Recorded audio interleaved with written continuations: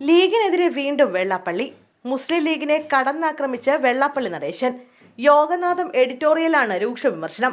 മലബാർ കലാപവും മാറാടും മറക്കില്ലെന്ന തലക്കെട്ടിൽ എഡിറ്റോറിയൽ പ്രസിദ്ധീകരിച്ചിരിക്കുന്നത്.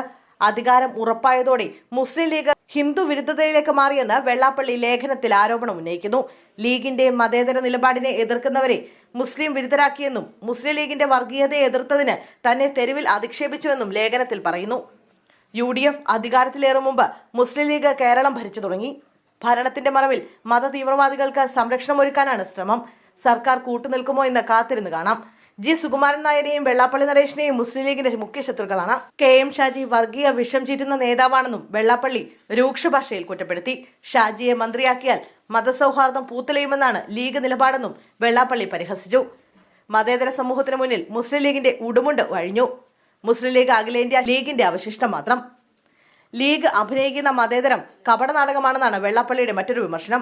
ഹിന്ദുക്കളെ കൊന്നുതള്ളിയ മലബാർ കലാപം നടന്ന നാട്ടിലാണ് ലീഗ് വളർന്നു പന്തലിച്ചത്. കൂട്ടക്കൊലയെ സ്വാതന്ത്ര്യ സമരമാക്കി മാറ്റിയ തന്ത്രം ഇനി വിലപ്പോകില്ല. മാറാട് കലാപത്തിന് പിന്നിലെ കൈകൾ ആരുടേതെന്ന് നന്നായി അറിയാം. സമുദായത്തെ തകർക്കാൻ ഏത് കൊലകമ്പൻ വന്നാലും കൈകാര്യം ചെയ്യുമെന്ന് വെള്ളാപ്പള്ളി നടേശൻ പറയുന്നു.